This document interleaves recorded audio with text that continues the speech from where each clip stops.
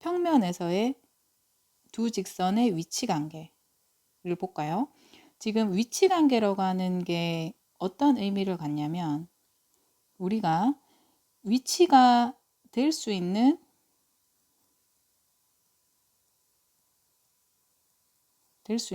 모든 가지수를 얘기하는 거예요. 그러니까 경우의 수죠. 쉽게 얘기하면 밑에 봅시다. 점하고 직선의 위치 관계가 있고요. 그럼 두 번째는 두 직선이거든요. 그러면 점하고 직선의 위치 관계는 이런 거예요. 점과 직선을 가지고 어떤 경우가 있을 수 있지? 그러면 이 점은 이 직선을 지나는 경우가 있죠. 그 다음에 이 점은 이 직선을 지나지 않는 경우가 있잖아요. 이 두 가지 말고는 없어요. 그래서 무조건 모든 가지수를 다 생각을 해야 됩니다. 그럼 첫 번째 이 점 A가 무조건 점이라고 붙여줘야 돼요. A가 하면 안 됩니다. 그 다음에 점 A가 직선 L 위에 있다. 이 위에 있다는 얘기는 지난다는 의미예요. 별표 쳐주세요. 위에 있다고 해서 위에 있는 게 아닙니다. 지나는 개념이에요. 그 다음에 2번 점 B는 직선 L 위에 있지 않다. 떨어져 있는 경우죠. 그러니까 지나지 않는다는 의미입니다. 요거는 두 개를 기억을 해줍니다. 용어를. 그 다음 두 번째, 두 직선의 위치 관계.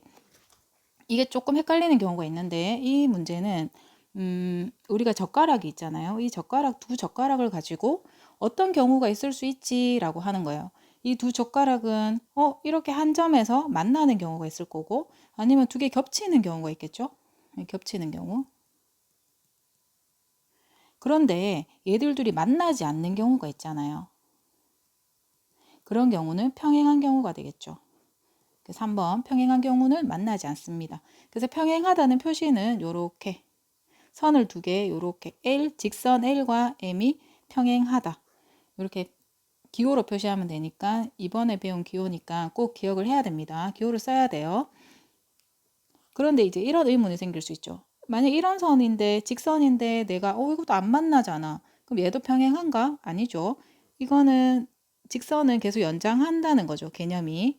그러면 얘는 계속 연장해보면 한 점에서 만나는 거죠. 그래서 1번에 해당하는 경우가 되는 거예요. 그래서 얘는 두 직선의 1, 2, 3번 말고는 다른 경우가 없잖아요. 그래서 모든 가지수가 세 가지가 되는 겁니다.